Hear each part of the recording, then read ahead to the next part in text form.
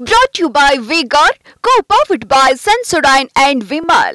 ಬಾಯಲ್ಲಿ ಹೇಳಿ ಕೇಸರಿ. Associate sponsor Ultratech Cement. Co-sponsored by Saptagiri NPS University. BJP ವಿರುದ್ಧ 40% ಕಮಿಷನ್ ಆರೋಪವನ್ನ ಮಾಡಿದಂತಹ ಸಿಎಂ ಈಗಿರುವಂತಹ ಸಿಎಂ ಸಿದ್ದರಾಮಯ್ಯ ಈ ಹಿಂದೆ ಈ ಒಂದು ಆರೋಪವನ್ನ ಏನ್ ಮಾಡಿದ್ರು ಅಂದ್ರೆ ಬಿಜೆಪಿ ಸರ್ಕಾರ ಇದ್ದಂತಹ ಸಂದರ್ಭದಲ್ಲಿ ಸೊ ಅದರ ಬಗ್ಗೆ ಒಂದು ಪ್ರಕರಣ ಕೂಡ ದಾಖಲಾಗಿತ್ತು. ಸೊ ಅದಕ್ಕೆ ಸಂಬಂಧಪಟ್ಟಂತೆ ಇವತ್ತು ಕೋರ್ಟ್ಗೆ ಖುದ್ದು ಹಾಜರಾಗಬೇಕು ಸಿಎಂ ಮತ್ತು ಡಿಸಿಎಂ ಅಂತ ಹೇಳಿ ಸೂಚನೆ ನೀಡಲಾಗಿತ್ತು. ಅದರಂತೆ ಇವತ್ತು ಬಂದಿದ್ದಾರೆ ಕೋರ್ಟ್ಗೆ. 2023ರಲ್ಲಿ ಬಿಜೆಪಿ ವಿರುದ್ಧ ಆರೋಪ ಮಾಡಿದಂತಹ ಕಾಂಗ್ರೆಸ್ ಬಿಜೆಪಿ ವಿರುದ್ಧ ಅತಿ ದೊಡ್ಡ ಒಂದು ಜಾಹೀರಾತನ್ನ ಕೂಡ ಪ್ರಕಟಣೆ ಮಾಡಿತ್ತು.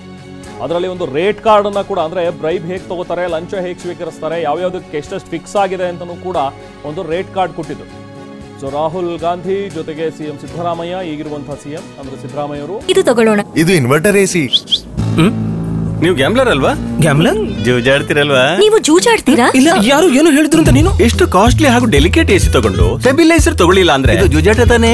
ಒಂದೇ ಫ್ಲಕ್ಚುಯೇಷನ್ ಗೆ ನಿಮ್ಮ ಇನ್ವರ್ಟರ್ ಎಸಿಯ ಪಾರ್ಟ್ಸ್ ಡ್ಯಾಮೇಜ್ ಆಗಬಹುದು. ಅದನ್ನು ವಿ-ಗಾರ್ಡ್ ಉಪಯೋಗಿಸಿ ಸುರಕ್ಷಿತವಾಗಿರಿಸಿ. V Guard, India's number 1 stabiliser.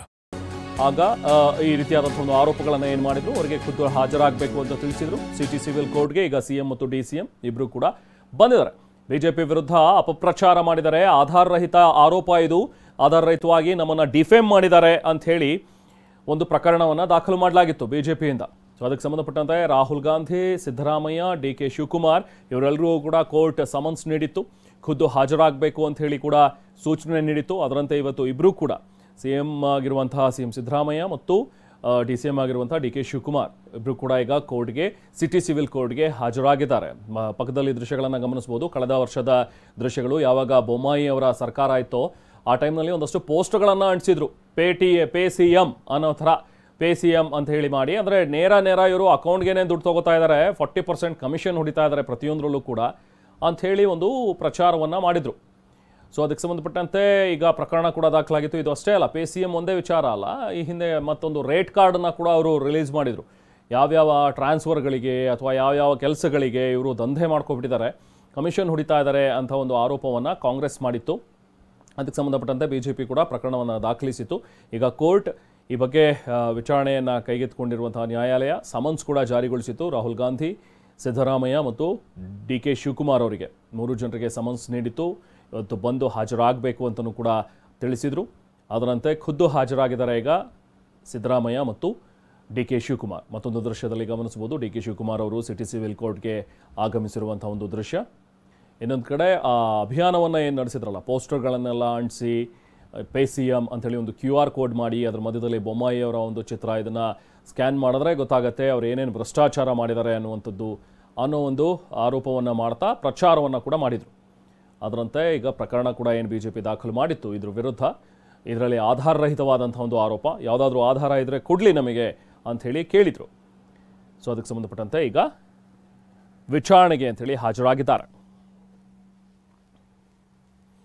ಬಹುದೊಡ್ಡ ಕ್ಯಾಂಪೇನ್ ಅನ್ನು ಮಾಡಿ ಅಧಿಕಾರಕ್ಕೆ ಬಂದಂತಹ ಕಾಂಗ್ರೆಸ್ ಈ ಹಿಂದೆ ಏನು ಬೊಮ್ಮಾಯಿ ನೇತೃತ್ವದ ಸರ್ಕಾರ ಇತ್ತು ಆ ಟೈಮ್ನಲ್ಲಿ ದೊಡ್ಡದಾದಂತಹ ಒಂದು ಕ್ಯಾಂಪೇನ್ಗಳನ್ನು ನಡೆಸಿದ್ರು. ಈ ಥರ ಅಂದರೆ ಭ್ರಷ್ಟಾಚಾರದಲ್ಲಿ ಮುಳುಗಿ ಹೋಗಿದೆ ಬೊಮ್ಮಾಯಿ ನೇತೃತ್ವದ ಸರ್ಕಾರ, ಎಲ್ಲದಕ್ಕೂ ಕೂಡ ಕಮಿಷನ್ ಕೊಡಬೇಕು, ನೇರ 40% ಕಮಿಷನ್ ಹೊಡಿತಾ ಇದ್ದಾರೆ. ಯಾವುದೇ ಒಂದು ಕಾಮಗಾರಿ ಆಗಬೇಕು, ಯಾವುದೇ ಒಂದು ಬಿಲ್ ಪಾಸ್ ಆಗಬೇಕು ಅಂತ ಹೇಳಿದ್ರು ಕೂಡ 40% ಇವರಿಗೆ ಕಮಿಷನನ್ನು ಕೊಡಬೇಕು, ಇವರೆಲ್ಲರೂ ಕೂಡ ದಂಧೆಯಲ್ಲಿ ತೊಡಗಿದ್ದಾರೆ ಅನ್ನುವಂಥ ಒಂದು ಆರೋಪಗಳನ್ನು ಕಾಂಗ್ರೆಸ್ ಮಾಡಿತ್ತು.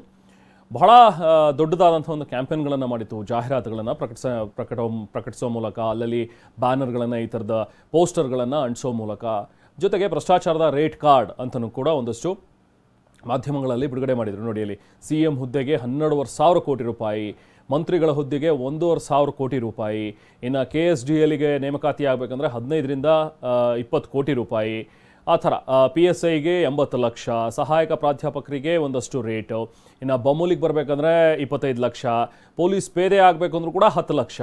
ಈ ಥರ ಒಂದು ಹುದ್ದೆಗಳ ವಿವರವನ್ನು ನೀಡಿ ಅದಕ್ಕೆ ಎಷ್ಟೆಷ್ಟು ದುಡ್ಡು ಕೊಡಬೇಕು ಅನ್ನುವಂಥದ್ರ ಬಗ್ಗೆಯೂ ಕೂಡ ನೋಡಿ. BDA ಆಯುಕ್ತರಾಗಬೇಕಂದ್ರೆ 10ರಿಂದ 15 ಕೋಟಿ ಕೊಡಬೇಕು.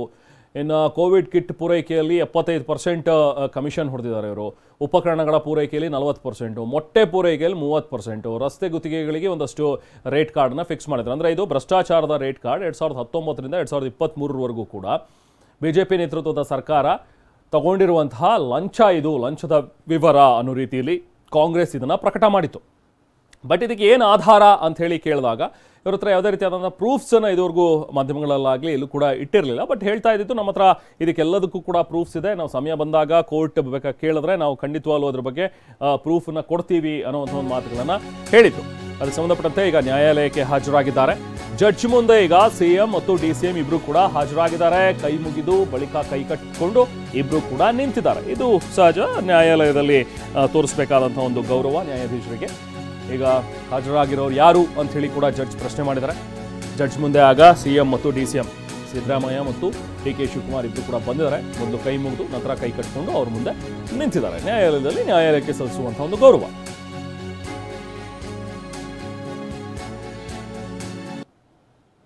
ಸೊ ಒಟ್ಟಿನಲ್ಲಿ ಈ ಆರೋಪವನ್ನು ಏನು ಮಾಡಿತು ಕಾಂಗ್ರೆಸ್, ಅದರಿಂದನೇ ಅಧಿಕಾರಕ್ಕೂ ಕೂಡ ಏರಿದ್ರು. ಅಂದರೆ ಭ್ರಷ್ಟಾಚಾರದಲ್ಲಿ ಮುಳುಗಿ ಹೋಗಿದ್ದಾರೆ, ಇವರನ್ನ ಕಿತ್ತೆಸಿಬೇಕು ಅನ್ನುವಂಥದ್ದೆಲ್ಲದ್ರ ಬಗ್ಗೆನೂ ಕೂಡ ಒಂದು ದೊಡ್ಡದಾದಂಥ ಕ್ಯಾಂಪೇನ್ ಕೂಡ ಕಾಂಗ್ರೆಸ್ನಿಂದ ಮಾಡಲಾಗಿತ್ತು. ಅದರಲ್ಲೂ ನೇತೃತ್ವ ವಹಿಸಿದಂಥವರು ಈಗ CM ಆಗಿರುವಂಥ ಸಿದ್ದರಾಮಯ್ಯ ಮತ್ತು DCM ಆಗಿರುವಂಥ DK Shivakumar.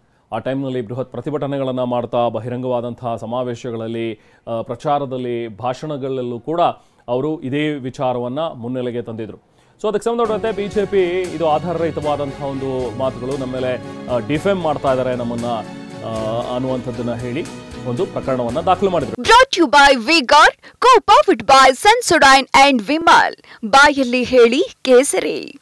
Associate sponsor UltraTech cement. Co sponsored by Saptagiri NPS university.